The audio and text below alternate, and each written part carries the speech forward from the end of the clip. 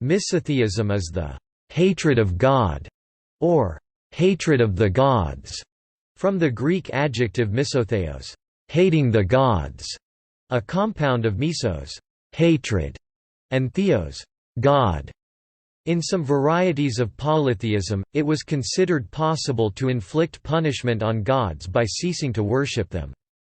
Thus, Herankle, protagonist of the eponymous Herankle's saga set in the 10th century, as his temple to Freyr is burnt and he is enslaved, states that, "I think it is folly to have faith in gods," never performing another blot sacrifice, a position described in the sagas as golaus, godless. Jacob Grimm in his Teutonic mythology observes that it is remarkable that Old Norse legend occasionally mentions certain men who, turning away in utter disgust and doubt from the heathen faith, placed their reliance on their own strength and virtue. Thus in the Solar Leo 17 we read of Vibogi and Radia Shaf sig outru, in themselves they trusted. In monotheism, the sentiment arises in the context of theodicy, the problem of evil, the Euthyphro dilemma. A famous literary expression of misotheistic sentiment is Goethe's Prometheus, composed in the 1770s. A related concept is dystheism, ancient Greek, bad god, the belief that a god is not wholly good, and is possibly evil. Trickster gods found in polytheistic belief systems often have a dystheistic nature. One example is Eshu, a trickster god from Yoruba religion who deliberately fostered violence between groups of people for his own amusement, saying that, "Causing strife is my greatest joy." The concept of the demiurge in some versions of ancient Gnosticism also often portrayed the demiurge as a generally evil entity. Many polytheistic deities since prehistoric times have been assumed to be neither good nor evil, or to have both qualities. Thus dystheism is normally used in reference to the Judeo-Christian God. In conceptions of God as the summum bonum, the proposition of God not being wholly good would be an oxymoron. A historical proposition close to dystheism is the Deus Deceptor, evil demon, Dieu trompeur of René Descartes' Meditations on First Philosophy, which has been interpreted by Protestant critics as the blasphemous proposition that God exhibits malevolent intent. But Richard Kennington states that Descartes never declared his evil genius to be omnipotent, but merely no less powerful than he is deceitful, and thus not explicitly an equivalent to God, the singular omnipotent deity.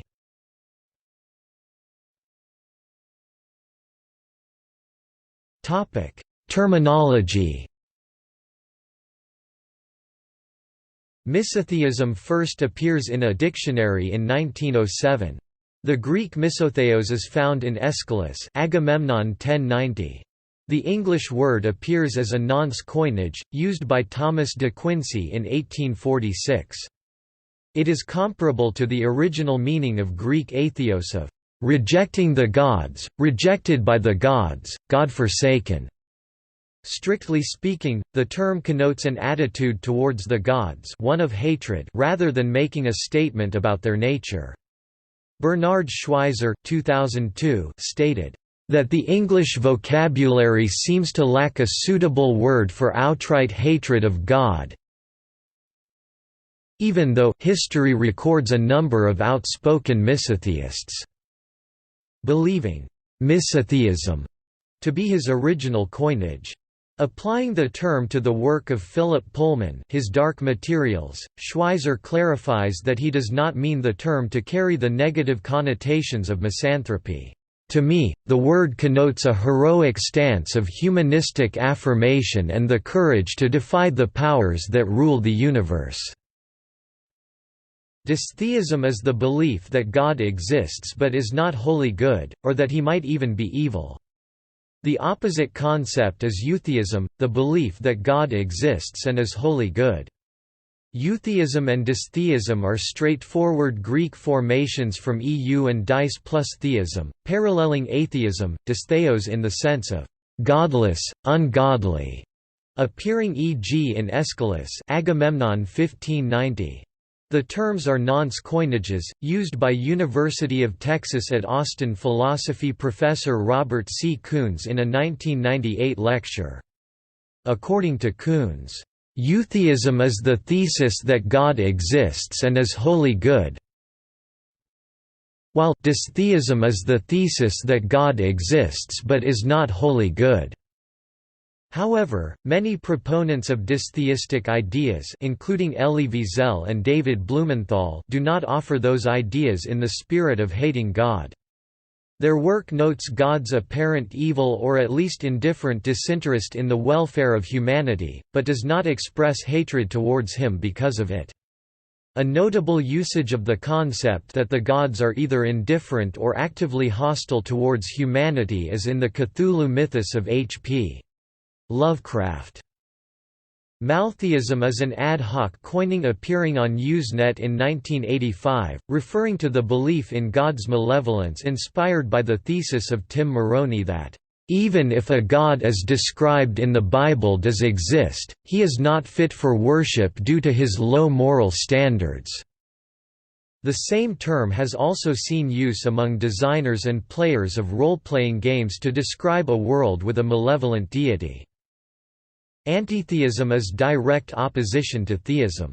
As such, it is generally manifested more as an opposition to belief in a god, to theism per se, than as opposition to gods themselves, making it more associated with antireligion, although Buddhism is generally considered to be a religion despite its status with respect to theism being more nebulous. Antitheism by this definition does not necessarily imply belief in any sort of God at all, it simply stands in opposition to the idea of theistic religion. Under this definition, antitheism is a rejection of theism that does not necessarily imply belief in gods on the part of the antitheist. Some might equate any form of antitheism to an overt opposition to God, since these beliefs run contrary to the idea of making devotion to God the highest priority in life, although those ideas would imply that God exists, and that he wishes to be worshipped, or to be believed in. Certain forms of dualism make the assertion that the thing worshipped as God in this world is actually an evil impostor, but that a true benevolent deity worthy of being called God exists beyond this world. Thus, the Gnostics, see Scythian, Aphites, believed that God, the deity worshipped by Jews, Greek pagan philosophers and Christians, was really an evil creator or demiurge that stood between us and some greater, more truly benevolent real deity. Similarly, Marcionites depicted God as represented in the Old Testament as a wrathful, malicious demiurge.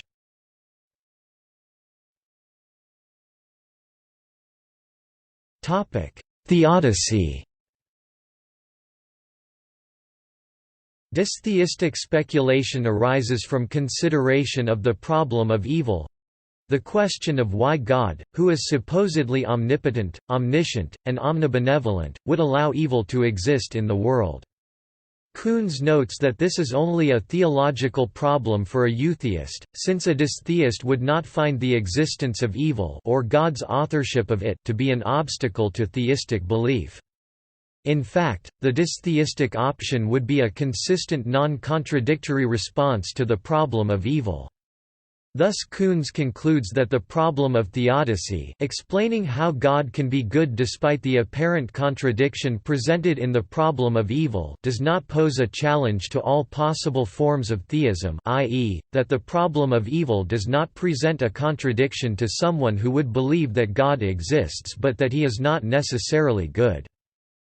This conclusion implicitly takes the first horn of the Euthyphro dilemma, asserting the independence of good and evil morality from God as God is defined in monotheistic belief. Historically, the notion of good as an absolute concept has emerged in parallel with the notion of God being the singular entity identified with good. In this sense, dystheism amounts to the abandonment of a central feature of historical monotheism, the de facto association of God with the summum bonum. Arthur Schopenhauer wrote, "This world could not have been the work of an all-loving being, but that of a devil, who had brought creatures into existence in order to delight in the sight of their sufferings." Critics of Calvin's doctrines of predestination frequently argued that Calvin's doctrines did not successfully avoid describing God as the author of evil.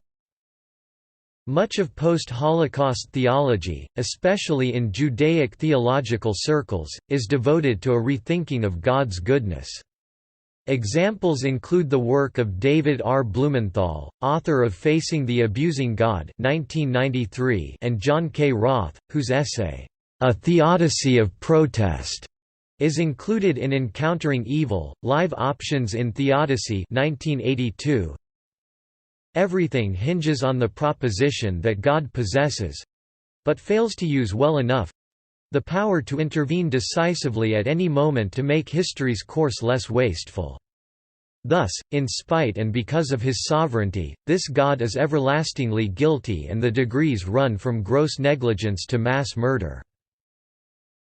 To the extent that people are born with the potential and power to do evil things, credit for that fact belongs elsewhere.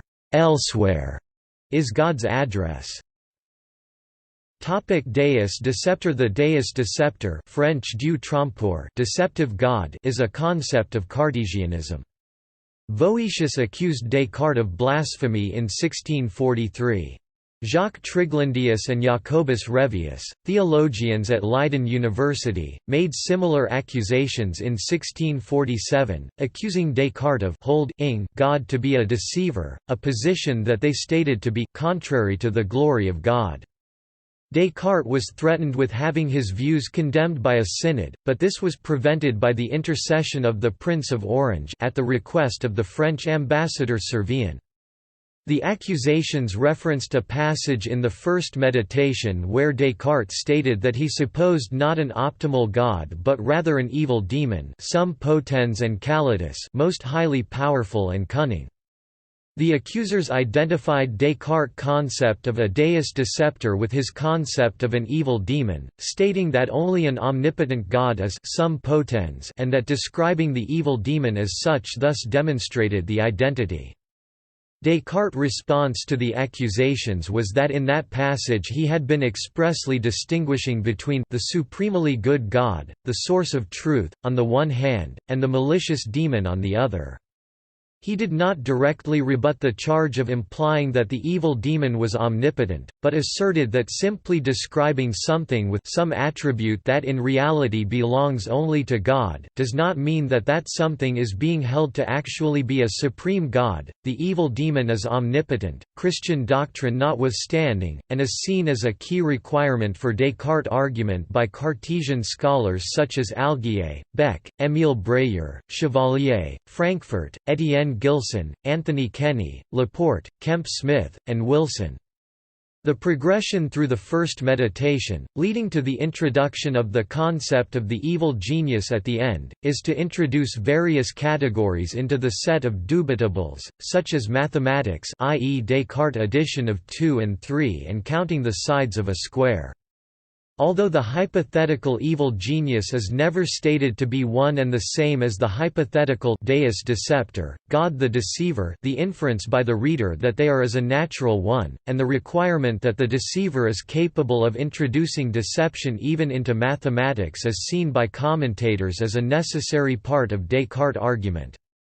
Scholars contend that in fact Descartes was not introducing a new hypothetical, merely couching the idea of a deceptive God in terms that would not be offensive. Paul Erdős, the eccentric and extremely prolific Hungarian-born mathematician, referred to the notion of Deus deceptor in a humorous context when he called God the supreme fascist, who deliberately hid things from people, ranging from socks and passports to the most elegant of mathematical proofs. A similar sentiment is expressed by Douglas Adams in The Hitchhiker's Guide to the Galaxy in reference to the temptation of Adam and Eve by God. God puts an apple tree in the middle of the Garden of Eden and says, "Do what you like, guys, oh, but don't eat the apple." Surprise, surprise, they eat it and he leaps out from behind a bush shouting, "Gotcha!" It wouldn't have made any difference if they hadn't eaten it, because if you're dealing with somebody who has the sort of mentality which likes leaving hats on the pavement with bricks under them, you know perfectly well they won't give up. They'll get you in the end.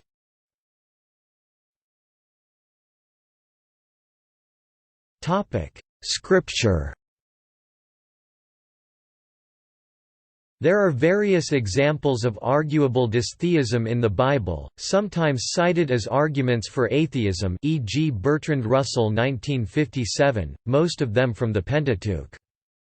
A notable exception is the Book of Job, a classical case study of theodicy, which can be argued to consciously discuss the possibility of dystheism, e.g. Carl Jung, Answer to Job. Thomas Paine wrote in The Age of Reason that whenever we read the obscene stories, the voluptuous debaucheries, the cruel and tortuous executions, the unrelenting vindictiveness, with which more than half the Bible is filled, it would be more consistent that we called it the word of a demon than the word of God." But Paine's perspective was a deistic one, critical more of common beliefs about God than of God himself. The New Testament contains references to an evil God, specifically the prince of this world. John chapter 14 verse 30, Omicron tu cosmu tutu archon, or God of this world. 2 Corinthians chapter 4 verse 4, Omicron theos tu ionos tutu, who has blinded the minds of men. Mainstream Christian theology sees these as references to Satan, the devil. But Gnostics, Marcionites, and Manichaeans saw these as references to Yahweh, God himself. References to God as wrathful or violent are more sparse in the New Testament than in the Old, but a number of antitheist speakers, notably Christopher Hitchens and Matt Dillahunty, have drawn attention to a number of passages.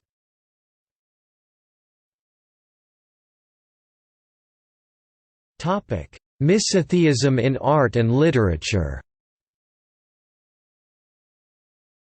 Misatheistic and or dystheistic expression has a long history in the arts and in literature. Bernard Schweizer's book Hating God, The Untold Story of Misatheism is devoted to this topic. He traces the history of ideas behind misatheism from the Book of Job, via Epicureanism and the twilight of Roman paganism, to deism, anarchism, Nietzschean philosophy, feminism, and radical humanism.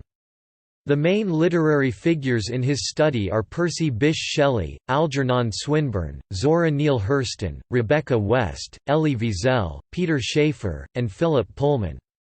Schweizer argues that literature is the preferred medium for the expression of God hatred because the creative possibilities of literature allow writers to simultaneously unburden themselves of their misatheism, while ingeniously veiling their blasphemy. Other examples include Goethe's Prometheus, the work of the Marquis de Sade, Emily Dickinson's poem, "Apparently with No Surprise", depicts God as approving of suffering in the world, relating the tale of a flower beheaded by a late frost as the sun measures off another day for an approving God. Mark Twain, himself a deist, argued against what he saw as the petty God many followed in a posthumously published book, The Bible According to Mark Twain, Writings on Heaven, Eden, and the Flood. He talks, in part, about the African sleeping sickness, malaria. Ivan Karamazov in Fyodor Dostoevsky's 1879 The Brothers Karamazov articulates what might be termed a dystheistic rejection of God. Koons covered this argument in the lecture immediately following the one referenced above. It was also discussed by Peter Sfosl in his essay titled, "The Moral Imperative to Rebel Against God." Conrad, the protagonist of Adam Mickiewicz's Forefathers Eve, calls God a czar. In more recent times, the sentiment is present in a variety of media.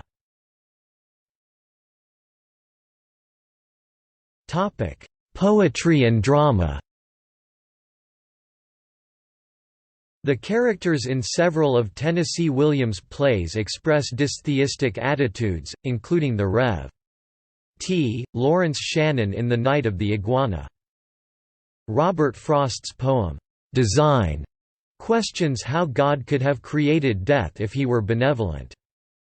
In Jewish author Elie Wiesel's play The Trial of God 1979, the survivors of a pogrom, in which most of the inhabitants of a 17th-century Jewish village were massacred, put God on trial for his cruelty and indifference to their misery. The play is based on an actual trial Wiesel participated in that was conducted by inmates of the Auschwitz concentration camp during the Nazi Holocaust, but it also references a number of other incidents in Jewish history, including a similar trial conducted by the Hasidic Rabbi Levi Yosef Yitzhak of Berdichev. Men and women are being beaten, tortured and killed. True, they are victims of men. But the killers kill in God's name. Not all. True, but let one killer kill for God's glory, and God is guilty. Every person who suffers or causes suffering, every woman who is raped, every child who is tormented implicates him. What, you need more? 100 or 1,000? Listen, either he is responsible or he is not. If he is, let's judge him. If he is not, let him stop judging us.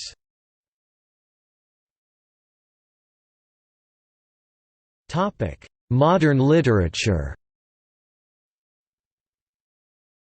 Several non-Jewish authors share Wiesel's concerns about God's nature, including Salman Rushdie, The Satanic Verses, Shalimar the Clown, and Anne Provost in The Shadow of the Ark.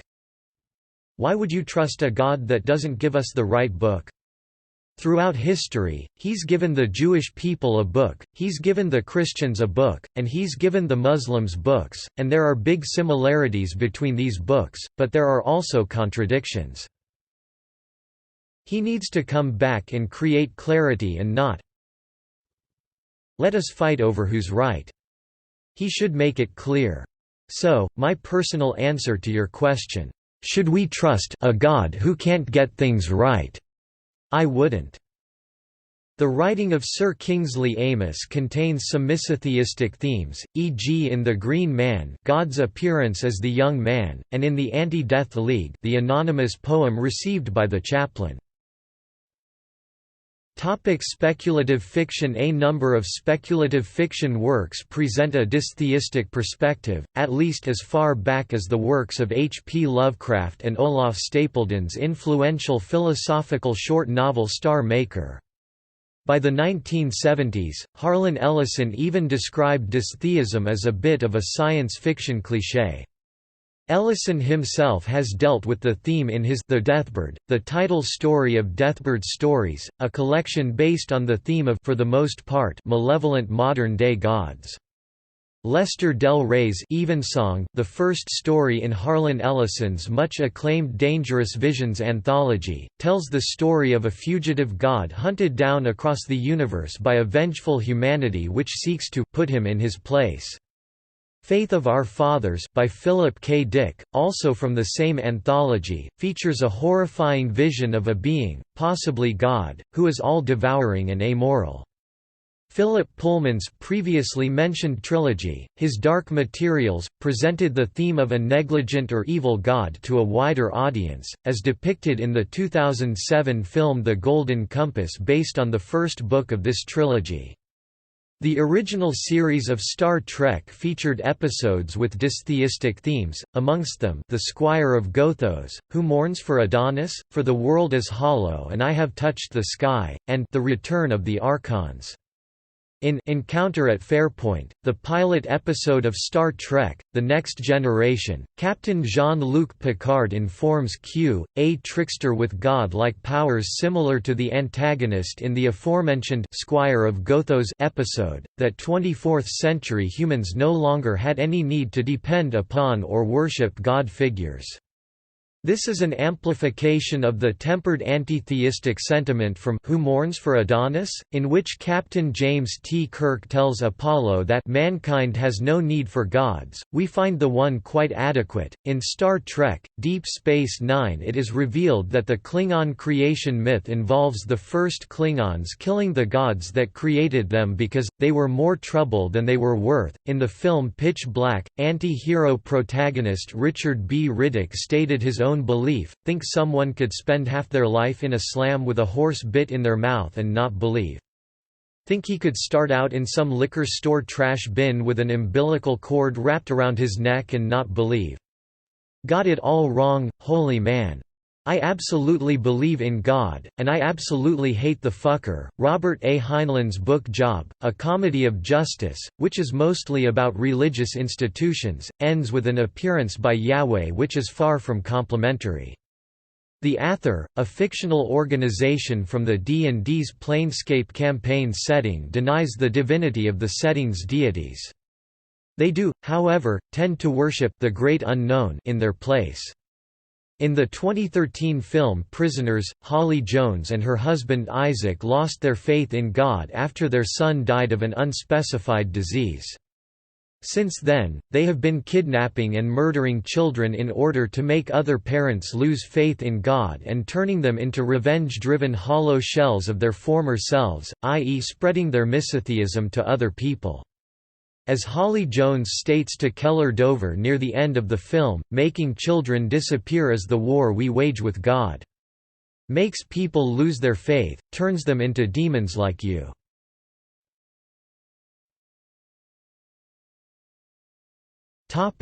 Popular music.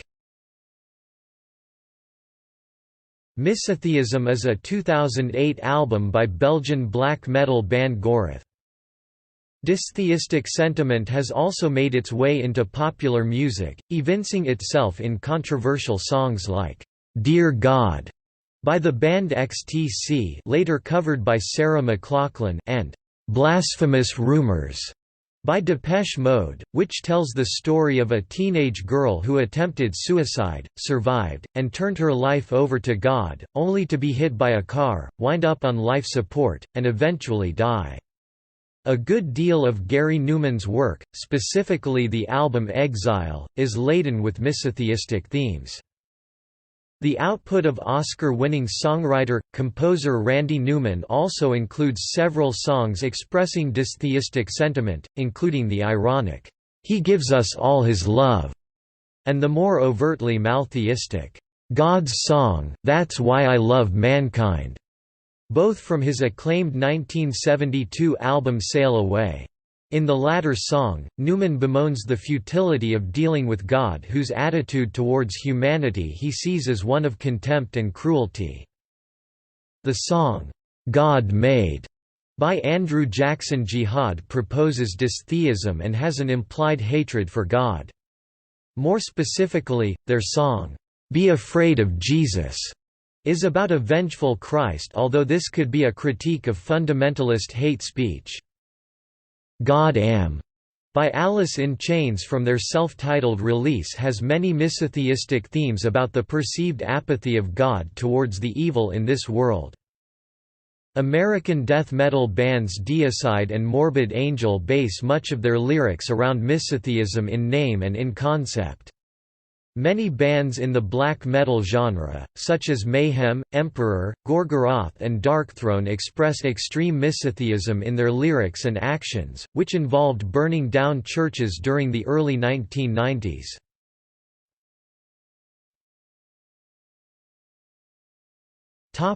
Modern art. In 2006, Australian artist Archie Moore created a paper sculpture called Maltheism, which was considered for a Telstra Art Award in 2006. The piece was intended as a representation of a church made from pages of the Book of Deuteronomy, and within its text is the endorsement from God to Moses for invasion of other nations. It says that you have the right to invade, take all their resources, kill all the men non-believers, and make no treaty with them.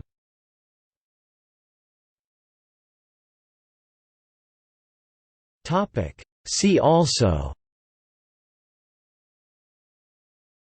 Criticism of religion, Deontological ethics, Divine command theory, Ethics in the Bible, Evil God challenge, Free will, God is the devil, God is dead, Problem of hell, History of atheism, Lawsuits against God, Love of God, Meta-ethics, Moral absolutism, Nihilism, Religious fundamentalism, Religious extremism, Omnibenevolence, Theistic Satanism, Utilitarianism, Virtue ethics.